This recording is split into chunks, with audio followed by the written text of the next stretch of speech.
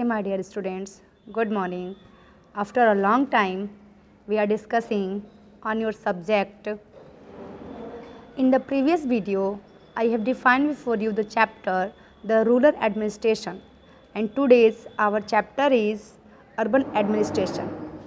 In the rural administration, we have seen that there is above 6 lakh villages in India, and what is the maintenance who kept the record of these villages of India, who kept the land records of the villages, and also who discuss all the matter which is related to the villages. In the previous video, I have told you there is main two officers. First is the Lekpal, Kanun Go, and the second is the SHO. If you have any problem, if you have any quarrel with any person, if you have any problem with any land records, then you will go with your near police station, or if you have any problem in your lands record, then you will go near to your लेखपाल.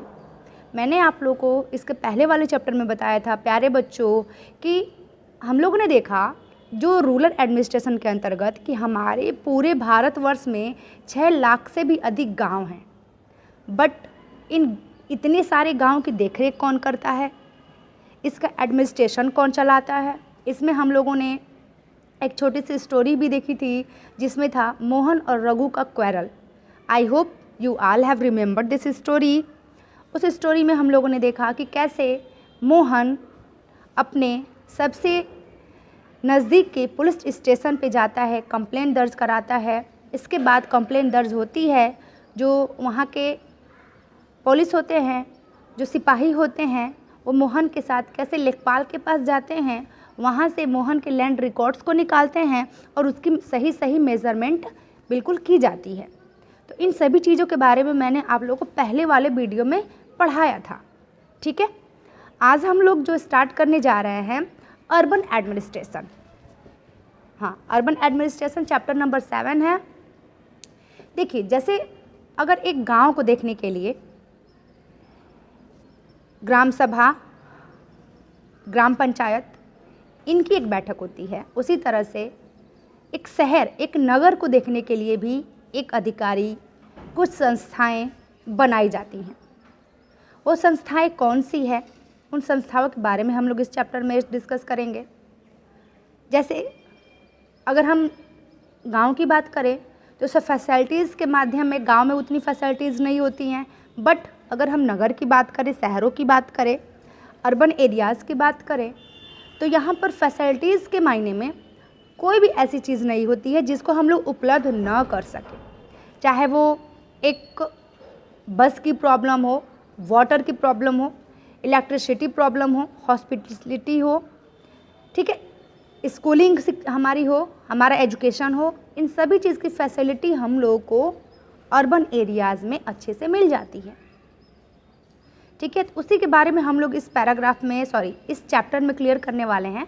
तो चलिए start करते हैं आज का हमारा ये new chapter, be energetic, study with the enjoy, and if you have any problem then you can consult me any time.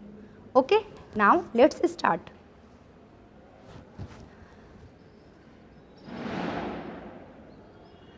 A city is much bigger than a village and more spread out. A city has crowded market, many buses and the cars, water and the electricity facilities, traffic control and the hospitals. अगर हम बात करें एक शहर की, तो ये जो शहर होते हैं ये गांव से कई गुने बड़े होते हैं. यहाँ बहुत भीड़ भी होती है, क्राउडेड मार्केट होते हैं, बहुत सारी बसेज हैं, कार हैं, वाटर की जो अवेलेबिलिटी है वो अच्छे से यहाँ मिल जाती है, इलेक्ट्रिसिटी फैसिलिटी हमको अच्छे से मिल जाती है, ट्रैफिक कंट्रोल करने के लिए ऑफिसर्स हमारे बनाए जाते हैं, हॉस्पिटल्स अच्छे अच्छे हमको सिटीज़ में मिल जाते हैं. Have you ever wondered who is responsible for the running all this? But हमें, आपको, हम सभी को इन सभी चीज़ों की सुविधाएं मिलती हैं, लेकिन क्या कभी हम लोगों ने सोचा है कि ये सारी सुविधाएं, ये सारी रिस्पॉन्सिबिलिटी कौन संभालता है? Do you know how decision are made, how the planning is done? क्या आपको पता है कि ये सारे डिसीजन कौन लेता है, डिसीजन लेने की प्लानिंग कौन करता है? And who are the people who do all the work? वो लोग कौन होते हैं जो इतने बड़े नगर को लेकर के चलते हैं? Read this chapter and find some answers. आइए डिस्कस करते हैं हम इस चैप्टर को और आंसर को भी ढूंढने की पूर्णतः कोशिश भी करते हैं। There is a figure. In the figure, we can image that some children are playing bat and ball in a narrow street. Can you find it? See, there is girls, boys. They all are playing cricket. अब इसी figure के बारे में हम लोग आगे पढ़ने वाले हैं। One lazy Sunday after Noon, Mala and her friend Shankar, Jahangir and Rehana were playing a game of cricket in the street. अगर हम बात करें एक संडे का आफ्टरनून यानी दोपहर की संडे की एक बात है, बच्चे जो हैं, इन बच्चों में माला है, उनके दोस्त हैं, जहांगीर है और रेहाना है, ये सभी लोग मिल करके एक गेम खेल रहे हैं। वो गेम कौन सा है? क्रिकेट है। कहाँ पे खेला जा रहा है? उस नगर की पतली सी कोई स्ट्रीट है, गली है, उस क्षेत्र में ये क्रिकेट को खेला जा रहा है। Shankar had bowled a good over and although he nearly manage to get the Rehana out. Shankar ने एक अच्छी ऐसी बॉल फेंकी जिससे कि रेहाना ने बॉल को मैनेज करते हुए एक क्या किया? गुड सिक्सर लगाया। शंकर ने बॉल जब फेंकी तो ये सोच करके फेंका बॉल को कि रेहाना जब बॉल को हिट करेगी तो मैं उसको कैच आउट कर दूंगा। But she was still batting, लेकिन वो आउट नहीं हुई, अभी तक वो बैटिंग कर रही थी। फ्रस्ट्रेटेड, गुस्से में आकर के, थोड़ा फ्रस्ट्रेट होकर के शंकर ने क्या किया? He bowled a short ball, उसने एक धीमी बॉल फेंकी and hope she would hit if for any easy catch. उसने सोचा अगर मैं इसको धीरे बॉल फेंकूंगा तो ये इजी कैच मारेगी और मैं इसको क्या कर दूंगा? कैच आउट कर दूंगा। But instead Rehana hit the ball so hard, और ऐसा ही हुआ, रेहाना ने उस बॉल को बहुत तेज़ी से मारा and the so high that the street light broke, और वो बॉल इतनी ऊंचाई पर गई कि वो बॉल जा करके उस गली के लगे हुए लाइट को तोड़ देती है। यानी उस बॉल से उस लाइट को क्या हो जाता है?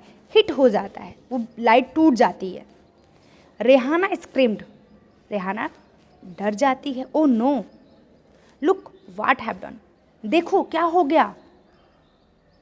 व्हाट आई हैव डन, मैंने क्या कर दिया। Shankar said, yes we forget to make a rule that if you break the street light you are automatically out.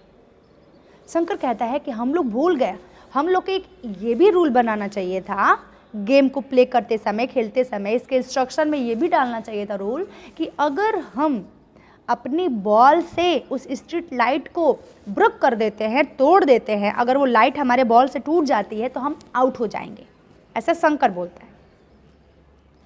But Mala, Jahangir and Rehana were more worried about what had happened and they told Shankar he had better stop thinking about the wicket.